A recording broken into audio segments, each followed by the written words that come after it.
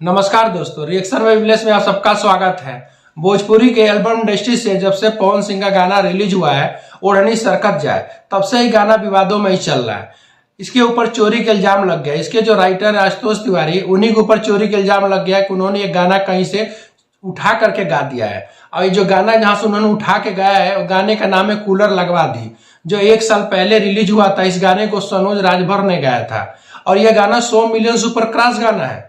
तो इसके बीच में कुछ गाने के बोल मिलते जुलते हैं, यहाँ से उसके धुन भी मिलते जुलते हैं और गाने का बोल भी मिलते जुलते हैं। जो कूलर लगवा दी जो गाना है, वही गाना से उठा करके सनोज राजभर का गाना था जो सुपर डुपर हिट गाना है, 100 मिलियन सुपर क्रॉस हो चुका है इस समय।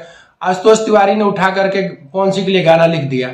अरे भाई आशुतोष तिवारी, तुम हर गाने पर क्यों विवाद कर रहे हो? इससे पहले पवन सिंह के जो भी गाने आते थे, जो भी राइटर लिखते थे, वो कभी गाना विवाद में चलता था, कभी उनके ऊपर चोरी के इल्जाम नहीं लगता था।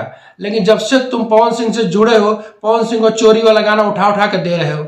अभी फराक फाटल बा वो था, तो उसमें भी ये था कि जो खेसारी लाल यादव जी का, जो हमारे ट्रेंडिंग स्टार है खेसारी लाल यादव जी, उनका गाना ए चुनमुनिया गाना से उठाकर तुमने लिख दिया था। ये तो काम तुम बोलो बहुत गलत कर रहे हो भैया। कम से कम अपने थोड़े से लालच के लिए, अपने थोड़े से पैसे के लिए भोजपुरी के जो सुपरस्टार को क्यों बदनाम कर रहे हो? आज तुम तो गाना लिख करके किनारे बैठ जाओगे, लेकिन चोरी के जो इल्जाम है ये पवन सिंह पर लग रहा है, जो काफी ज्यादा गलत है। इस तरह से भोजपुरी इंडस्ट्री काफी ज्यादा बदनामी मिल रही है। कहीं कम से कम जब राइटर हो तो कम से कम कोई गाना अच्छा लिखो, दूसरे से गाना उठाकर चोरी करके लिखने से क्या फायदा, जिससे तुम्हारी लगातार बदनामी हो रही है, तुम्हारी लगातार छवि गिर रही है भोजपुरी के एल्बम इंडस्ट्री से। ऐसे तुमको कौन क्या करेगा? ठीक है, कुछ समय के लिए नाम और फेम मिल जाता है, लेकिन बाद में जब बदनामी की जगह ऐसी लग जाएगा तो फिर आगे आगे कौन तुमको काम देगा? पवन सिंह है, कुछ दिन के बाद तुमको हटा देंगे अपने ग्रुप से। तो यही उम्मीद कर रहा हूं कि भाई आगे से ऐसा मत करो, मेहनत करो। जब राइटर बने हो तो राइटर बनकर कुछ मेहनत करो।